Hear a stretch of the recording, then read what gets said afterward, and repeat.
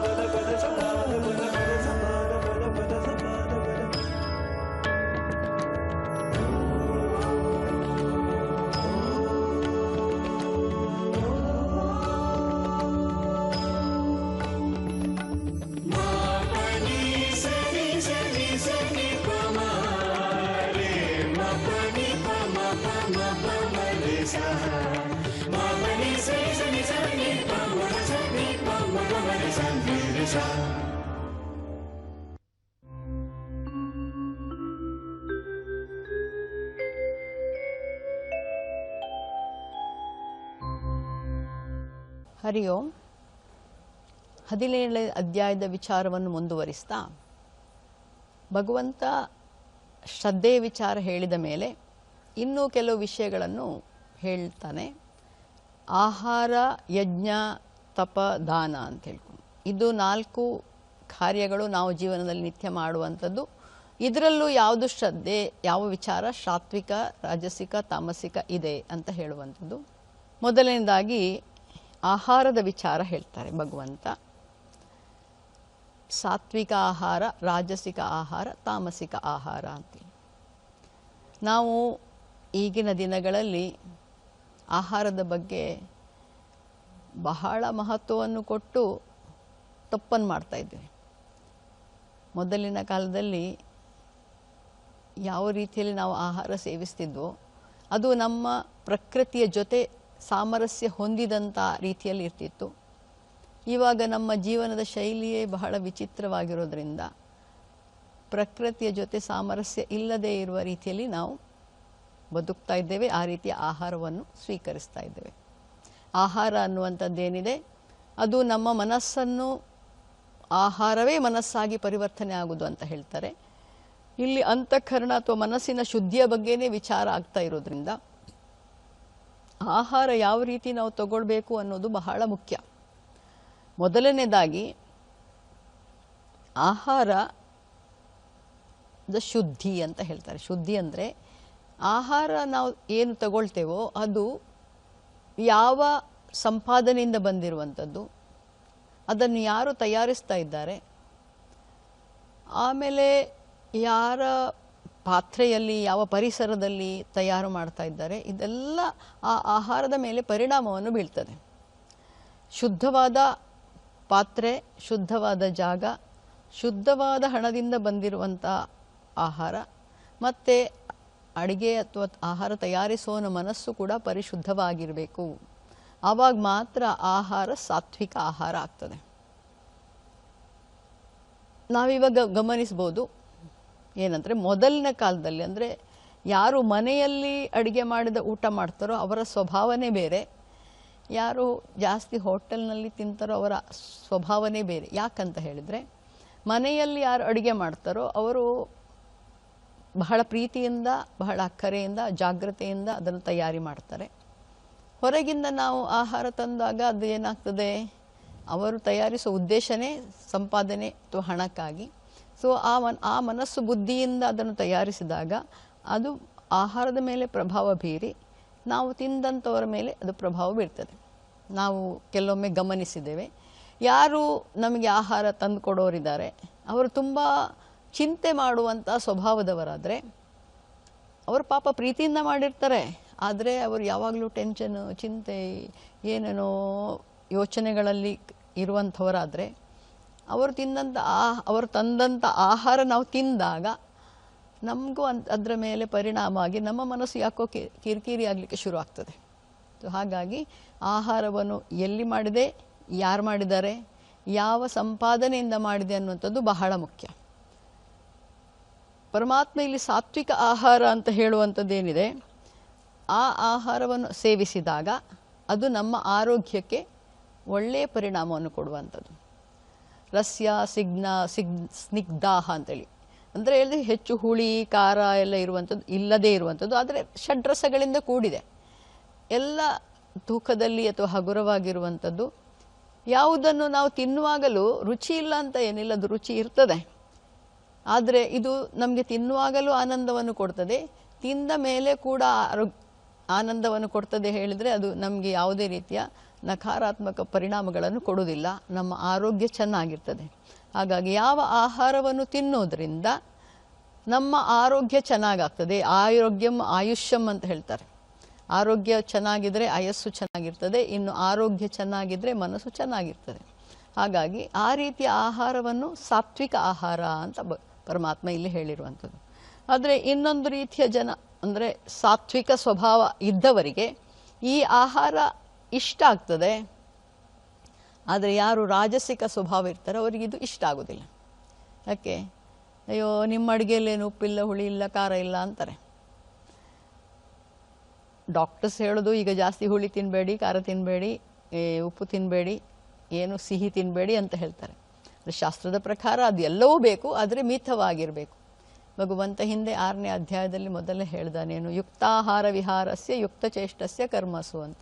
ನಾವು ತಿನ್ನುವಂಥ ಆಹಾರ ಹಿತಮಿತವಾಗಿರಬೇಕು, ಚೆನ್ನಾಗಿರಬೇಕು. ಅದು ಸಾತ್ವಿಕ ಆಹಾರ. ಆ ರೀತಿಯ ಆಹಾರ ಸೇವಿಸೋದ್ರಿಂದ ನಮ್ಮ ಮನಸ್ಸು ಸಾತ್ವಿಕ ಸ್ವಭಾವ, ಮನಸ್ಸು ಸಾತ್ವಿಕ ಆಗ್ತದೆ, ಮನಸ್ಸು ಶುದ್ಧಿ ಆಗ್ತದೆ, ಮನಸ್ಸಿನಲ್ಲಿ ಕೆಟ್ಟ ಯೋಚನೆಗಳು ಬರುವುದಿಲ್ಲ.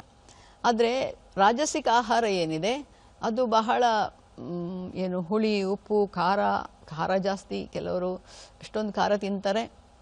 ಆಮೇಲೆ ಕರ್ದದ್ದು, ಹುರಿದದ್ದು, ಈ ಥರದ್ದೆಲ್ಲ ಇರ್ತದೆ. ಅಂಥ ಗಡಸಾಗಿರುವಂಥ ಆಹಾರ ಏನಿದೆ ಅದು ತಿಂದಾಗ ಅದು ಜೀರ್ಣಶಕ್ತಿಗೂ ತೊಂದರೆ ಕೊಟ್ಟ ಹಾಗೆ. ಹೇಗೆ ಭಗವಂತ 15ನೇ ಅಧ್ಯಾಯದಲ್ಲಿ ಹೇಳ್ದಾನೆ, ಅಹಂ ವೈಶ್ವಾನರೋ ಭೂತ್ವ ಪ್ರಾಣಿನಾಂ ದೇಹಮಾಶ್ರಿತಃ ಅಂತ. ಸೊ ಅಲ್ಲಿ ನಾವು ಪರಮಾತ್ಮನಿಗೆ ತೊಂದರೆ ಕೊಟ್ಟ ಹಾಗೆ, ಅಥವಾ ನಮ್ಮ ಜೀರ್ಣಶಕ್ತಿಯನ್ನು ತೊಂದರೆಗೊಳಿಸಿದ ಹಾಗೆ.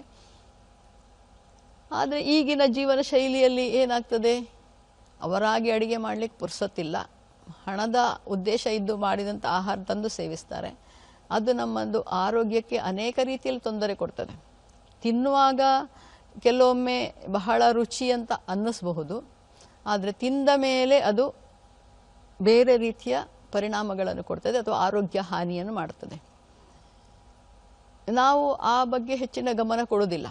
ಸೊ ಯಾವ ಆಹಾರ ತಿನ್ನುವಾಗ ಆನಂದ, ತಿಂದ ಮೇಲೆ ಕೂಡ ಚೆನ್ನಾಗಿದ್ದು ಆರೋಗ್ಯವನ್ನು ಕೊಡ್ತದೋ ಅದನ್ನು ಸಾತ್ವಿಕ ಆಹಾರ ಅಂತ ಹೇಳಬಹುದು. ಯಾವ ಆಹಾರ ತಿನ್ನುವಾಗ ರುಚಿಯಾಗಿ ಅನ್ನಿಸಬಹುದು, ಇನ್ನು ರುಚಿ ಅನ್ನುವಂಥದ್ದು ನಾವು ಬೆಳೆಸ್ಕೊಂಡ ಹಾಗೆ.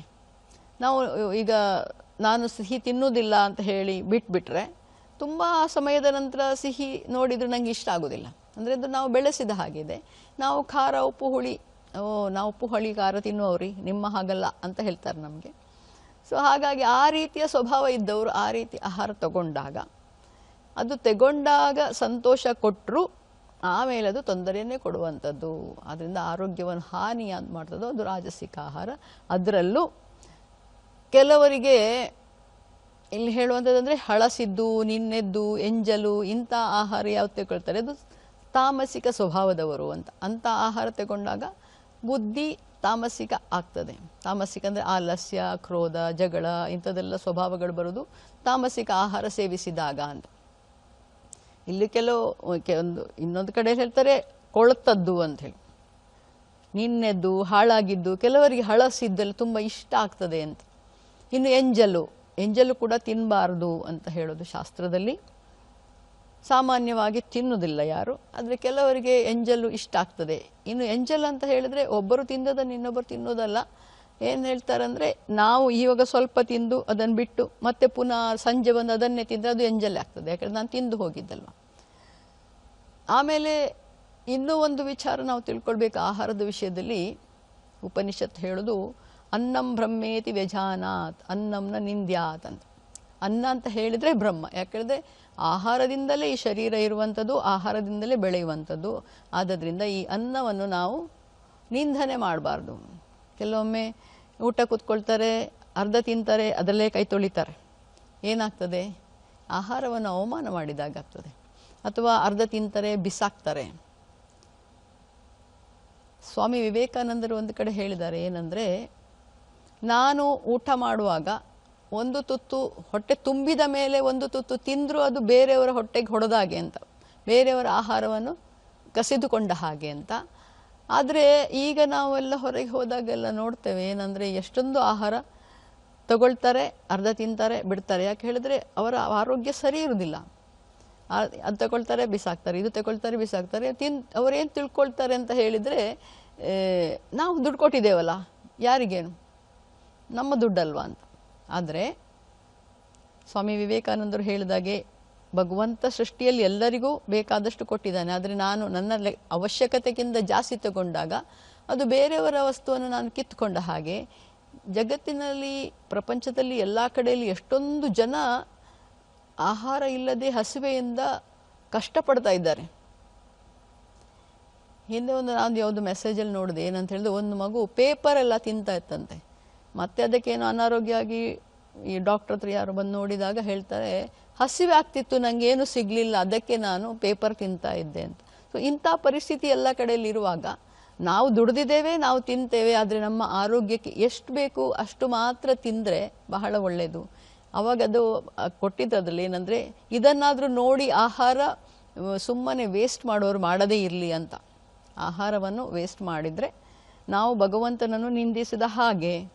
ನಾನು ದುಡ್ದಿದ್ದೇನೆ, ನನ್ನ ಸಂಪಾದನೆ ಇದೆ ಅಂಥೇಳಿ ನಾನು ತಗೊಂಡೋಗಿ ಏನೇನು ವ್ಯರ್ಥವಾಗಿ ವೇಸ್ಟ್ ಮಾಡುವಂಥದ್ದಲ್ಲ. ಈ ಸ್ವಭಾವ, ತಾಮಸಿಕ ಸ್ವಭಾವ ಇದ್ದವರಿಗೆ ಈ ಅಭ್ಯಾಸ ಬರ್ತದೆ ಅಂತ, ಈ ಅಭ್ಯಾಸ ಇರ್ತದೆ ಅಂತ. ಅವರು ತಿನ್ನುವ ಆಹಾರವನ್ನು ನೋಡಿ ಅವನು ಯಾವ ಸ್ವಭಾವದವನು ಅಂತ ಹೇಳಿ ಗುರುತಿಸಬಹುದು. ಈ ರೀತಿಯಾಗಿ ಅನ್ನವನ್ನು ನಿಂದನೆ ಮಾಡೋದಾಗಲಿ, ಅಥವಾ ಈಗ ಎಂಜಲು ತಿನ್ನೋದು, ಹಳಸಿದ್ದು, ಕೊಳ್ತದ್ದು, ಆ ರೀತಿಯಲ್ಲಿ ಹೇಳ್ತಾರೆ. ಕೊಳ್ತದ್ದೆಲ್ಲ ಯಾರು ತಿನ್ನೋದಿಲ್ಲ. ಯಾರಾದರೂ ತುಂಬ ಪಾಪ ಹಸಿವಾದವರು, ಏನು ಸಿಗದೇ ಇದ್ದವರು ಬೀದಿಯಲ್ಲಿ ಆಯ್ದು ತಿನ್ನುವಾಗೆಲ್ಲ ತಿನ್ನಬಹುದೇನೋ, ಸಾಮಾನ್ಯವಾಗಿ ತಿನ್ನುವುದಿಲ್ಲ. ಸೊ ತಾಮಸಿಕ ಸ್ವಭಾವದ ಜನ ಅದನ್ನು ಇಷ್ಟಪಡ್ತಾರೆ, ಅದನ್ನು ತಿಂತಾರೆ. ಮೆಜಾರಿಟಿ ರಾಜಸಿಕ ಸ್ವಭಾವದ ಜನರು ಅಂದರೆ ತುಂಬ ಆ್ಯಕ್ಟಿವಿಟಿ ಕೆಲಸ ಮಾಡುವಂಥವರು, ಉಪ್ಪು ಖಾರ ಹುಳಿ ಇದು ನಮ್ಮ ಜೀವನಕ್ಕೆ ಬೇಕು, ಈ ರೀತಿಯ ಜೀವನ ಮಾಡಬೇಕು ಅಂತ ಹೇಳಿ ಇರುವಂಥವರು ಉಪ್ಪು ಹುಳಿ ಖಾರ ಇರುವಂಥದ್ದು ತಿಂತಾರೆ. ಆದರೆ ಅದು ತಿನ್ನುವಾಗ ನಾವು ಕೆಲವೊಂದು ವಿಚಾರಗಳನ್ನು ನೆನಪಿಟ್ಟರೆ ಒಳ್ಳೆಯದು. ಯಾಕೆ ಹೇಳಿದ್ರೆ ಪರಮಾತ್ಮನ ಇಚ್ಛೆಯಂತೆ ನಾವು ನಡೆದಾಗ ಅವನಿಗೆ ಸಂತೋಷ ಆಗ್ತದೆ. ಅದಕ್ಕೋಸ್ಕರನೇ ಶಾಸ್ತ್ರದಲ್ಲಿ ಹೇಳೋದು, ನೋಡು ಇದು ಒಳ್ಳೆಯದು, ಇದು ಒಳ್ಳೆಯದು, ಇದು ಒಳ್ಳೆಯದು, ಇದು ಸರಿ ಇಲ್ಲ, ಇದು ಕೆಟ್ಟದು. ಸರಿ, ನಾವು ಅದನ್ನು ಆರಿಸಿಕೊಳ್ಳುವಾಗ ಯಾವುದು ಒಳ್ಳೆಯದು ಅಂತ ಹೇಳಿದರೆ ಅದನ್ನು ಆರಿಸಿಕೊಂಡ್ರೆ ನಮಗೆ ಒಳ್ಳೆಯದು. ಅಂದರೆ ಈಗ ನಾನು ಹೇಳಿದಲ್ವ, ಸಾತ್ವಿಕ ಆಹಾರ ಅನ್ನುವಂಥದ್ದೇನಿದೆ ಅದು ನಮಗೆ ಆಯಸ್ಸನ್ನು, ಆರೋಗ್ಯವನ್ನು ಎಲ್ಲವನ್ನು ಕೊಡೋದ್ರ ಜೊತೆಗೆ ನಮ್ಮ ಮನಸ್ಸಿಗೂ ಹಿತವನ್ನು ಮಾಡ್ತದೆ. ಸೊ ಯಾವ ಆಹಾರ ನಮ್ಮ ಮನಸ್ಸಿಗೆ ಹಿತವನ್ನು ಮಾಡ್ತದೋ, ಯಾವ ಆಹಾರ ನಮ್ಮ ಆರೋಗ್ಯವನ್ನು ವೃದ್ಧಿ ಮಾಡ್ತದೋ ಅಂಥ ಆಹಾರ ತಿನ್ನುವವರು ಸಾತ್ವಿಕ ಜನ. ರಾಜಸಿಕ ಜನ ನನ್ನ ಆರೋಗ್ಯ ಕೆಟ್ಟು ಹೋದರೂ ಪರವಾಗಿಲ್ಲ, ಇದೇನು ನಾನು ತಿಂತಾ ಇದ್ದೇನೆ ನನ್ನ ನಾಲಿಗೆ ರುಚಿಗಾಗಿ ಮಾತ್ರ ತಿಂತೇನೆ ಅಂತ. ನಾಲಿಗೆ ರುಚಿಗಾಗಿ ಮಾತ್ರ ತಿಂದರೆ ಅದು ಮತ್ತೆ ನಮ್ಮ ಆರೋಗ್ಯವನ್ನು ಕೆಡಿಸ್ತದೆ. ಅದು ತಿನ್ನುವಾಗ ಸಂತೋಷವನ್ನು ಕೊಡ್ಬೋದು, ತಿಂದ ಮೇಲೆ ತೊಂದರೆಯನ್ನು ಕೊಡ್ತದೆ. ತಾಮಸಿಕ ಸ್ವಭಾವದ ಜನರಿಗೆ ಯಾವುದು ಬೇಡವೋ ಅದನ್ನು ತಿಂತಾರೆ. ಅವರ ವಿಚಾರ ಬಿಟ್ಟರು ನಾವು ಸಾತ್ವಿಕ ಮತ್ತು ರಾಜಸಿಕ ವಿಚಾರ ಮಾಡ್ತಾ ಆದಷ್ಟು ನಮ್ಮ ಆಹಾರವನ್ನು ರಾಜಸಿಕದಿಂದ ಸಾತ್ವಿಕದ ಕಡೆಗೆ ತಗೊಂಡು ಹೋದರೆ ಅದು ನಮಗೆ ಒಳ್ಳೆಯದು, ನಮ್ಮ ಆರೋಗ್ಯಕ್ಕೆ ಒಳ್ಳೆಯದು, ನಮ್ಮ ಮನಸ್ಸಿಗೆ ಒಳ್ಳೆಯದು. ಮತ್ತು ಇಲ್ಲಿ ಸಾಧನೆ ಮಾಡುವಂಥವರಿಗೆ ಅಂತಃಕರಣ ಶುದ್ಧಿ, ಮನಃಶುದ್ಧಿಗಾಗಿ ಸಾತ್ವಿಕ ಆಹಾರ ತುಂಬ ಸಹಕಾರಿಯಾಗಿರ್ತದೆ ಅಂತೇಳಿ. ಹರಿ ಓಂ.